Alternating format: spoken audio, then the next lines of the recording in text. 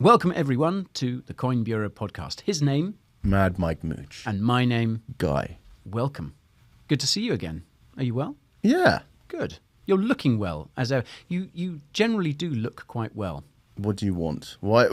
What is this onslaught of compliments about? This is suspicious. I wish I could say the same for you. You sound well. Thanks. You look well. Well. You look well. Well.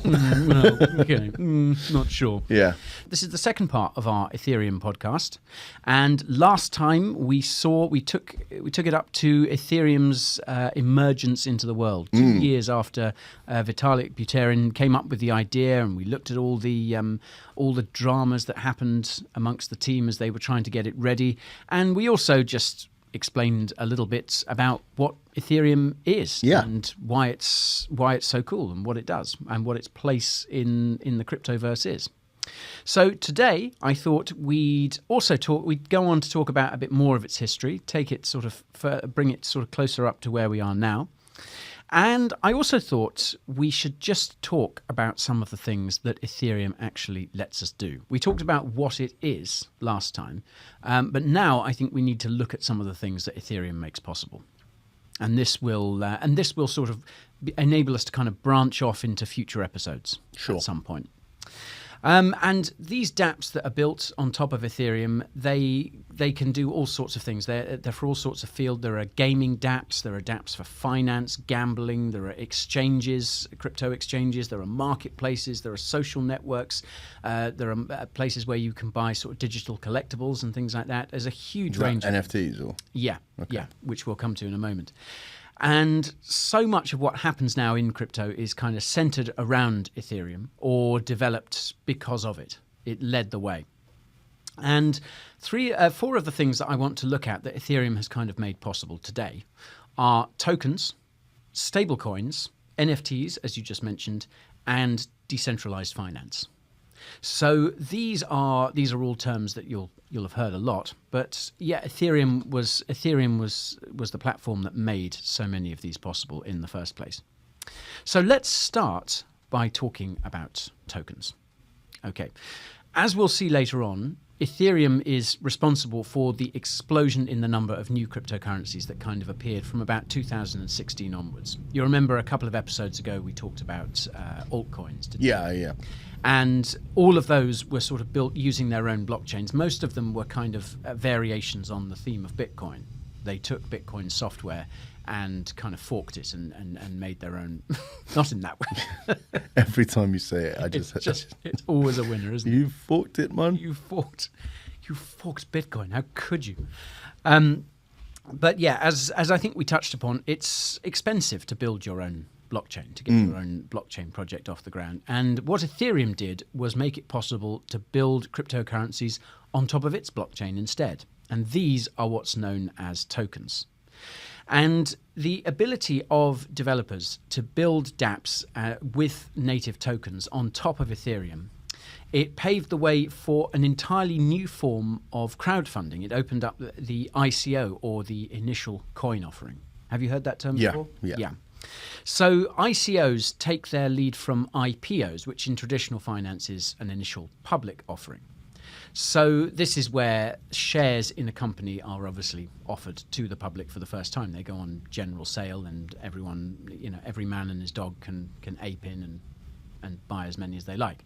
And this is basically what initial coin offerings did, but on Ethereum instead. And as we'll see, we won't get to it in this episode, but as we'll see in the next episode, when this really started to kick off, it just got absolutely crazy, the amount of money that was pouring into these initial coin offerings, these ICOs. And I can't remember if we've touched on this in a previous episode, but it's important to draw a distinction at this point between a token and a coin. Yeah, we have, I think, so like a token is something built off a different cryptocurrency. Yeah, you're on the right track. Yeah, a token is something that's built on, that doesn't live on its own blockchain. Yes, that's what I was trying. Yeah. So yeah, anything built on top of... I got that. You got that? Yes. Yeah, all right, I'll give that to you. Yes. Make a note there. There we are. Yeah, a token is built on top of, is hosted on another blockchain, if you like, whereas a coin lives on its own blockchain.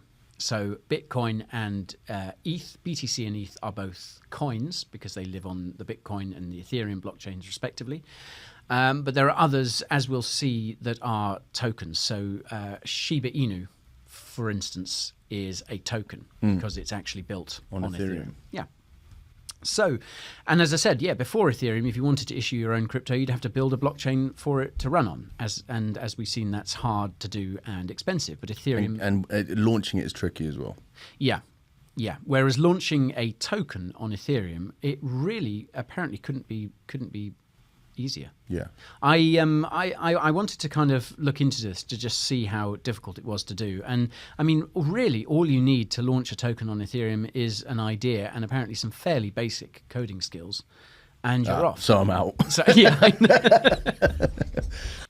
It's now time to talk about decentralized finance, or DeFi. Have you heard of? You're familiar with the term DeFi? No. No. Okay.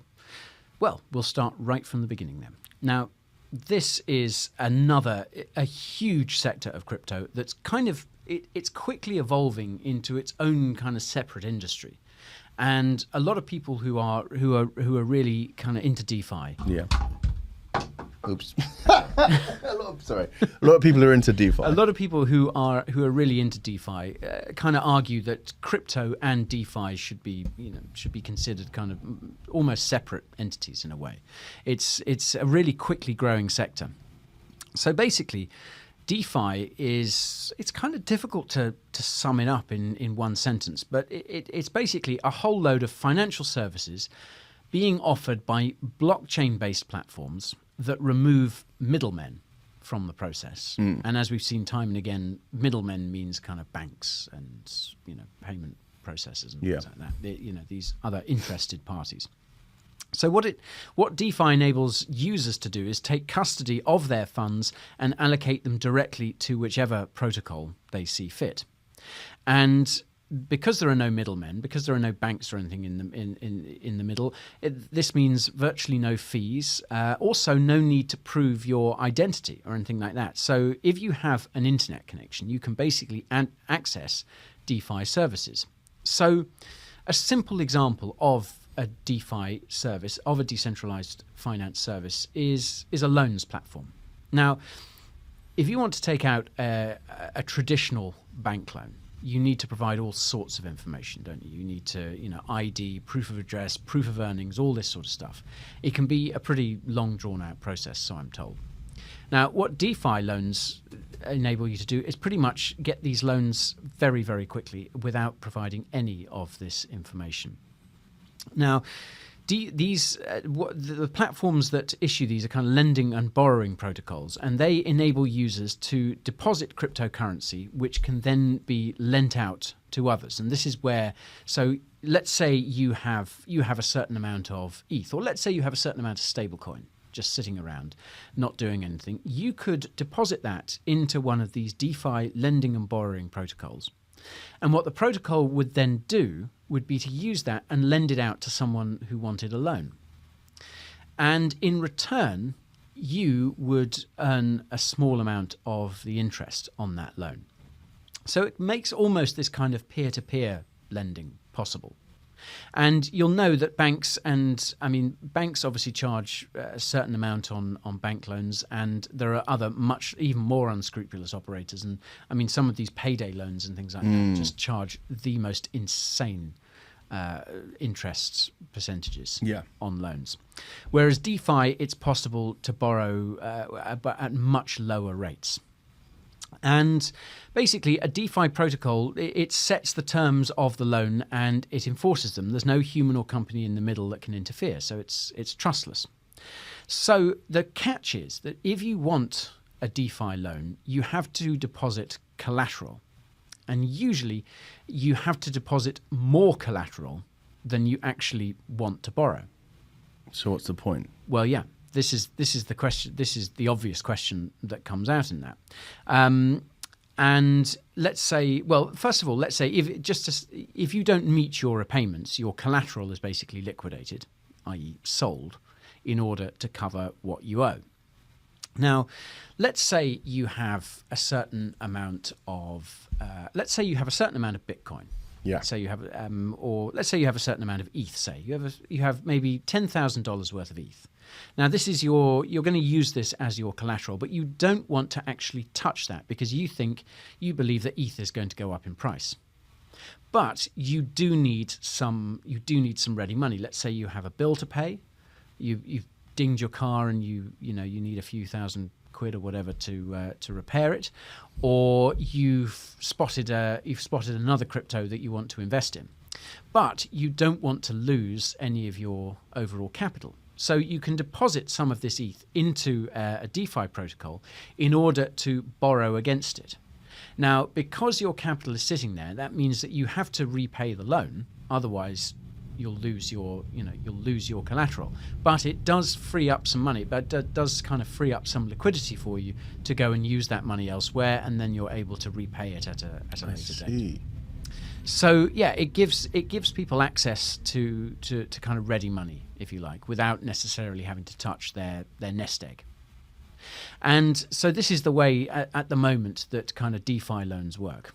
And people in the DeFi industry are working on ways that, there must be ways that we can do this without someone having to over collateralize, as we say, to deposit more than they're actually borrowing. So DeFi, I think, is something that's going to evolve massively over the next few years. And it's becoming the DeFi sector itself. It goes a lot further than just loans. The whole sector is becoming increasingly more sophisticated, and I should say increasingly kind of complicated. Like DeFi can be really, really difficult to get your head around, and there are all these amazing protocols and platforms and things like that offer some pretty crazy services. But some of them you're just like, wow, that is, you really need to know what you're doing to understand, to use these properly. So there's a kind of barrier to entry for a lot of people. But DeFi is, as I say, it's growing quickly, and it's going to become more and more a part of our lives. And as I say, it does also give you the opportunity not just to loan, but also to lend. And a lot of people's portfolios, some of it will be deposited in DeFi protocols to earn a bit of interest. And the interest that you can get here is way, way more than you could ever get with a traditional bank, which is another big selling point for people. And DeFi also encompasses things like decentralized exchanges, which are known as DEXs, where you can basically trade tokens peer-to-peer. So most cryptocurrency exchanges, certainly the ones that people use on a regular basis, especially when they're new to crypto, the likes of Binance or Coinbase or anything like that, they are centralized. There's an entity in the middle of that. But these decentralized exchanges, Uniswap is a good example, which is built on Ethereum. These enable sort of peer-to-peer trading, and again, there's no one in the middle of these transactions. So everything I've just talked about, all these DeFi protocols, stable coins, dApps, and NFT, the whole NFT sector, all this means that Ethereum and its ecosystem is enormous. It's absolutely huge. There's so much happening on it that just wasn't possible before Ethereum came along. And it really is a really fundamental part of the whole cryptocurrency sector. But remember that to use all these services, so if you wanted to buy an NFT on Ethereum, if you wanted to send stablecoins to use in a DeFi protocol, basically, if you want to interact with the Ethereum network in any way, you must pay for the computation in Ethereum's native coin, which is ETH. So ETH is very much, it kind of acts as a kind of, people refer to it as a kind of digital oil. It's responsible for the running of the whole network. And the fee that you pay in ETH is known as gas. And we'll talk about gas fees a lot in future episodes. Gas fees are basically paid to Ethereum miners in exchange for the computing power they use to process transactions.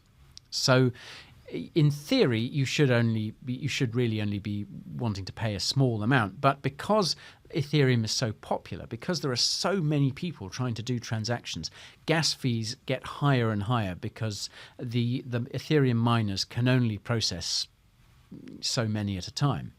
And what you get is kind of people bidding up gas fees. So if someone wanted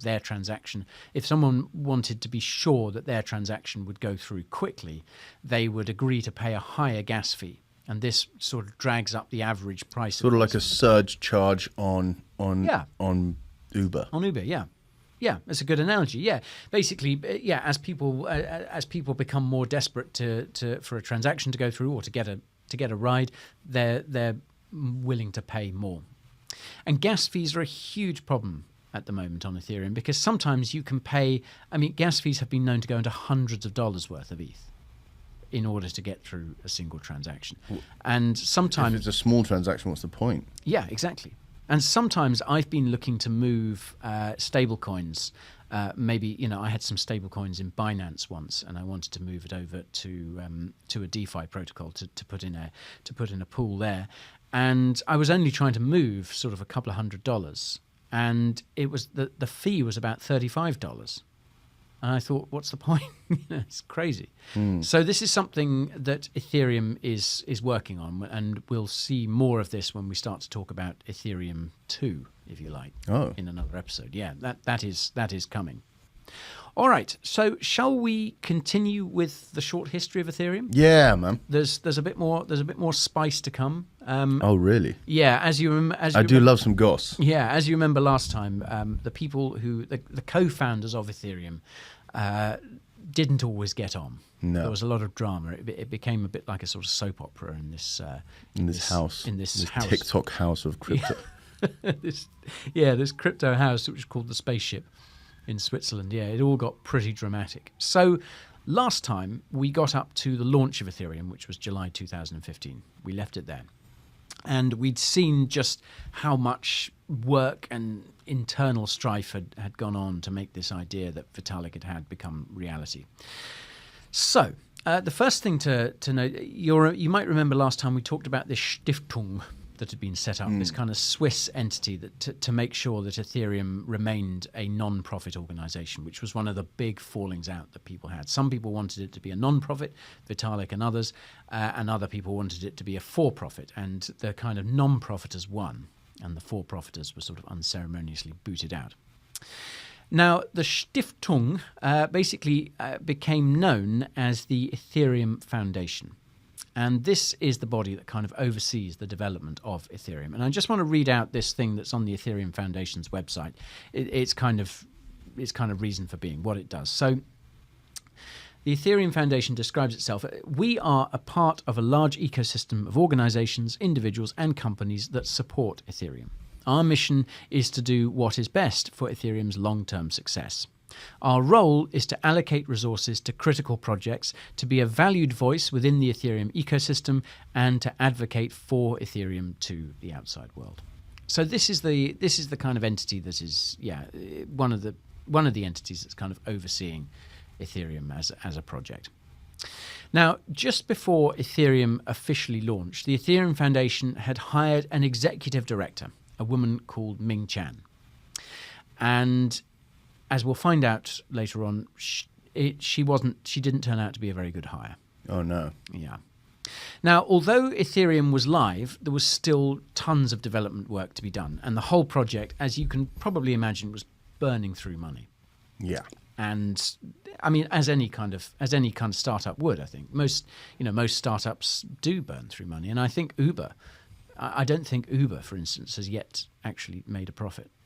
And It's been around for, at least 10 years, hasn't it? So there was a lot of bad blood about how much ETH many people were awarded. Because even the likes of Charles Hoskinson and Amir Chetrit, who were booted out. Yeah, who were booted out, they were both awarded a large amount of ETH, as kind of co-founders, if you like, when Ethereum launched. And this annoyed a lot of people. Why are these guys getting so much ETH? They don't even have anything more to do with Ethereum. They were fired. And I think part of the reason for this was that these amounts had been decided a while back, and it kind of all came down to Vitalik, because he was the guy who'd had the idea, and he was the kind of, and still is this kind of spiritual leader of Ethereum. And he was very much sort of, well, I've said that this is what people are going to get, and I'm not going to go back on my word. And again, I think as we discussed last time, the poor guy was in a really kind of difficult position. He'd gone from being this guy who'd had an idea and wanted to build this thing, and he was now having to be a sort of CEO, yes, making these sort of boardroom decisions that a teenager, was he a teenager? Yes, he was. I think he was in his early 20s by this point, by the time Ethereum, but he was a teenager when he first came up with the idea. Yeah. So someone in their early 20s. I mean, when I was in my early 20s, I felt I'd achieved something if I'd gotten out of bed. So You did. Yeah, I mean, very well done. No, yeah. I managed to get out of bed consistently over a period of several years. I remember some days when you haven't managed to get out of bed, so let's be honest. Maybe not that consistently. But yeah, so Vitalik was in this kind of really difficult position. He just, and to be fair, this is something that's happens with a lot of creators, a lot of developers in cryptocurrency and elsewhere. I think they just want to code, they just want to build their things and get on with it. But because they are very much the focal point of the project, they find themselves having to deal with all sorts of other crap. Yeah, distractions. Yeah. So another person who was also becoming unpopular was Anthony D'Orio. Now you might remember him. He was one of the early backers. He was very much a money man. He was getting very unpopular, and a lot of the developers basically saw him as just money. He wasn't really doing anything to help Ethereum's development. He just got in early, funded a bit of it, and was now sort of regarded as kind of dead weight by a lot of people. And then we also had Ming Chan, this director of the Ethereum Foundation. She was causing problems. She made a totally unsubstantiated claim of sexual harassment against a colleague. And many people began to see her as she was very close to Vitalik. And many people began to feel that she was manipulating him. And some of the stories, again, I refer you to this amazing book by Laura Shin called The Cryptopians. In particular, some of the stories about her suggest that she was kind of very unstable, sort of very emotionally charged a lot of the time, and could be quite manipulative as well. And this got a lot of people working on it. Was she the Yoko Ono of crypto?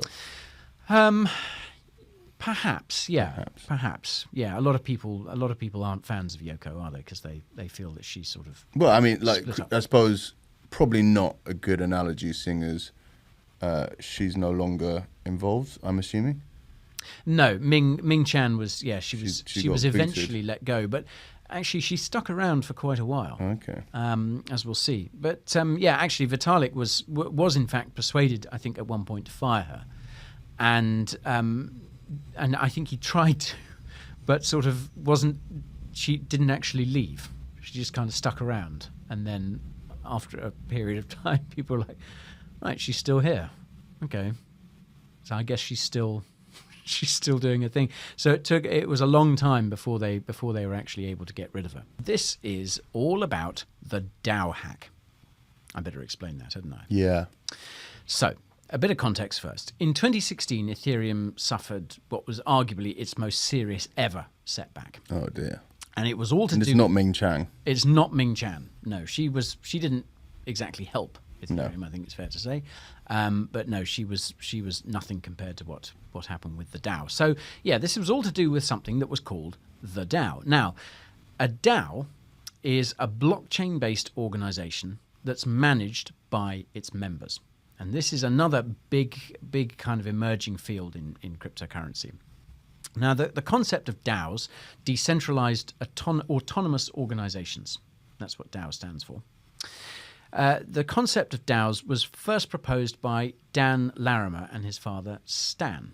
Now, you might vaguely remember Dan Larimer. We mentioned him in the context of Charles Hoskinson in the last episode. Him and Charles Hoskinson started BitShares together before falling out, as so many of these people keep doing in crypto. There's a lot of falling out in crypto, isn't there? You may remember, Dan. So these DAOs are coded to follow a certain set of rules, and they aren't controlled by any single person or entity. And a big part of their purpose is to remove fallible human beings from the chain of command and basically let code run things. And this is the expression "code is law." Code is law. Yeah, I think I've used that before. So, for example, members can deposit crypto into their chosen DAO and are rewarded with DAO tokens in return. And this allows them to vote on how the DAO in question is run. And this process is known as governance. And this is another big thing in crypto and also Web3, this idea of crypto holders having a say in how these protocols, how these projects are run. So DAOs are becoming very popular in crypto, as I said, especially in DeFi, but they didn't have a very auspicious beginning. Now, by the end of 2015, there were dApps starting to appear on Ethereum, and developers were starting to wake up to all the possibilities that these offered. And in early November 2015, there was something called the first ever Ethereum DevCon, which is basically a developer conference where a whole load of geeks get together and sit around laptops all day long and occasionally do talks and things. And there was a German developer called Christoph Jentz who proposed a venture called Slock.it at this DevCon. Slock.it, okay? Now, the idea behind Slock.it was to create a kind of decentralized sharing economy. And I guess the best kind of point of reference for this is Airbnb. A kind of decentralized Airbnb, if you like, but with no one entity in control. And the idea was to use this device called a Slock. And basically it was a lock that could be opened using an Ethereum transaction. So let's quickly wrap up the episode then. So in conclusion, basically Ethereum, as we saw, blew the whole crypto industry wide open with what it enabled people to do. But even so, it wasn't all plain sailing, and these personal conflicts, these kind of existential risks, if you like, they just continued. The bigger it got, the more kind of problems came along. More money, more problems. Yeah, as you always say. So next time we'll look at basically how the Ethereum community fought back against the DAO hacker. We'll also look at some further attacks that it came under, because there was still a lot of strife ahead, and I think we'll look at the ICO boom as well. I touched on that at the beginning of the episode, but that's some very entertaining craziness that went on back in the day. Sweet. Okay, Mike, it's been a pleasure. I hope you feel likewise. Yeah. I hope all the listeners feel likewise. I think they will. This is a good episode. Good. Well, thanks for sticking with us, everyone. And do join us next time to discover what happened. Dun dun dun. Dun. Right, let's bounce. Let's go Google it. Right, you got to tell me.